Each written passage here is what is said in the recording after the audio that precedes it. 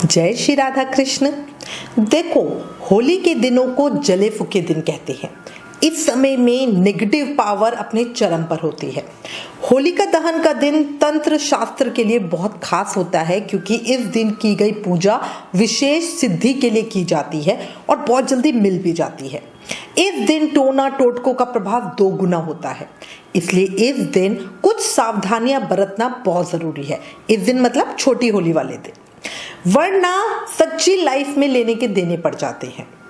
इस दिन किसी के ऊपर टोना टोटका करना, कुछ ऊपरी करना बहुत आसान होता है और उसका प्रभाव बहुत ज्यादा और लंबे समय के लिए रहता है।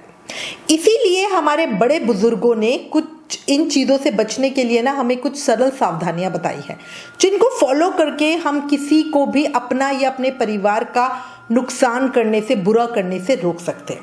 तो आज इस वीडियो में आपको वही सारी बातें बता रही हूं कि होलिका दहन के दिन हमें क्या करना चाहिए, क्या सावधानियां रखनी चाहिए, क्या नहीं करना चाहिए।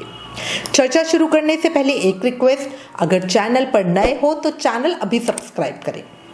आने वाले व्रत त्योहारों की जानकारी का रिमाइंडर अपने फोन पर पाने के लिए हमें व्रत लिखकर 9821025751 पर व्हाट्सएप मैसेज करें। देखो, होलिका दहन के दिन सफेद खाने की चीजों को भूलकर भी नहीं खाना चाहिए। अगर आपको कोई सफेद मिठाई दे दे, सफेद रसगुल्ला दे दे, सफेद पनीर दे दे, सफेद दही दे, ये हमें नहीं खाना है, ठीक है। मैं बच्चों को भी प्रेफरेबली इस दिन सफेद चीज नहीं खाने देती, क्योंकि फिर बच्चे होली खेलने बाहर चले जाते हैं, वो अच्छा नहीं रहता है। अगली बात है, होलिका दहन की पूजा करते समय और शाम को होलिका दहन के समय अपना सिर हमेशा ढक कर रखें। होलिका दहन की अग्नि नव विवाहित महिलाओं को देखने से बचना चाहिए। होलिका दहन कभी भी अपनी सास और बहू एक साथ मिलकर ना देखें। होलिका दहन वाले दिन कोई भी शुभ और मांगलिक काम करने से बचना चाहिए। होलिका दहन के दिन किसी भी शांत और सन्नाटे वाली जगह, जैसे मान लो कोई सुनसान सड़क हो गई, बंद पड़ा घर हो गया, ये शमशान जैसी जगह हो गई, इन जगहों पे जाने से बचना चाहिए। अब मैं कुछ बातें बता रही हूँ कि हमें होलिका दहन वाले दिन मतलब छोटी होली वाले दिन क्या करना चाहिए, क्या जरूर करना चाहिए। तो होलिका दहन से पहले होलिका की पूजा जरूर करें। पूजा में दीपक, धूप, माला, गन्ना, चावल, काले तिल, कच्चा सूत, पानी का लोटा, पापड़ वगैरह जरूर चढ़ाना बहुत अच्छा रहता है। पूजा में हनुमान जी और शीतला माता को जरूर प्रणाम करें। छोटी होली यानी होलिका दहन वाले दिन सुबह हनुमान जी की जोत भी की जाती है। होलिका दहन शुरू हो जाने पर वहां जाया जाता है, अग्नि को प्रणाम करें, भूमि पर जल चढ़ाएं। इसके बाद अग्नि में गेहूं की बालियां, उपले और काले तिल डाले जाते हैं। अग्नि की परिक्रमा कम से कम 3 जरूर करें, बाकी आप 7 भी कर सकते हैं। इसके बाद अग्नि को प्रणाम करें और अपनी मनोकामना कहें। होलिका की अग्नि की राख से स्वयं का और घर वालों का तिलक करें, बहुत अच्छा रहता है। होलिका दहन में चावल, आम और नीम की लकड़ी, चने की झाड़, पापड़ और गेहूं की बालियां डालें। होलिका दहन की अगली सुबह यानी होली वाले दिन होलिका दहन के स्थान पर 1 लोटा ठंडा पानी डालें, ठीक है। इस चीज को याद रखना, अगले दिन जब होलिका ठंडी हो जाएगी। होलिका दहन की रात को लोग टोने टोटके ज्यादा आजमाते हैं, इसलिए उस दिन किसी के भी घर का पानी नहीं पीना चाहिए। ऐसा करने से आपको शारीरिक नुकसान हो सकता है। होलिका दहन के समय कभी भी किसी चौराहे को ना लांगे, क्योंकि उस रात कई लोग उतारा करते हैं, है ना, अपने ऊपर से ये चीज फाड़ के डाल देते हैं वहां पे।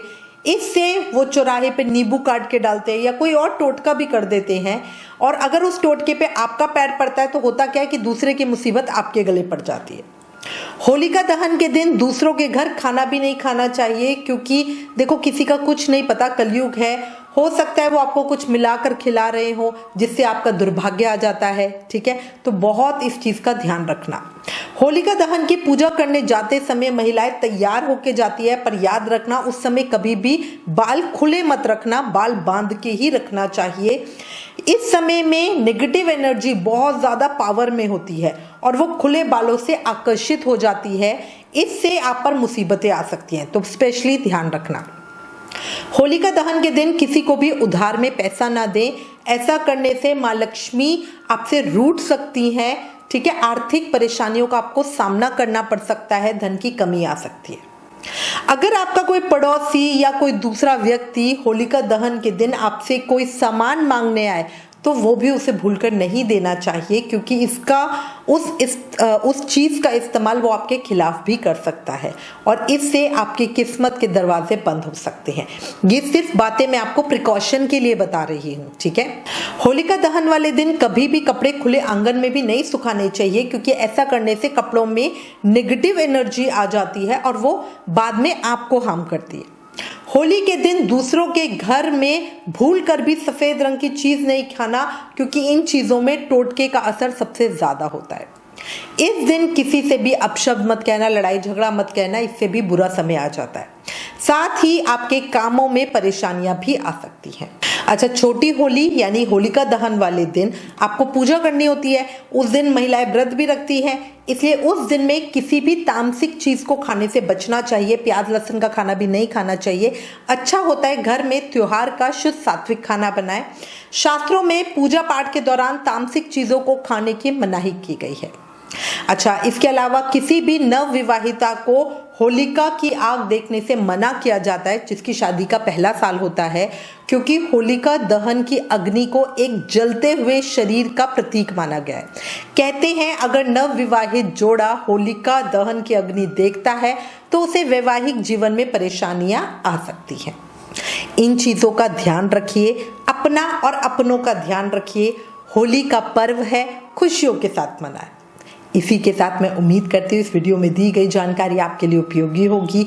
इससे रिलेटेड अगर आपके पास कोई भी कमेंट या सजेशन है तो प्लीज हमें लिखें। ज्ञान बांटने से बढ़ता है, इसलिए इस वीडियो को ज्यादा से ज्यादा शेयर करें। Please like, share and subscribe. Thank you. जय श्री राधा कृष्ण।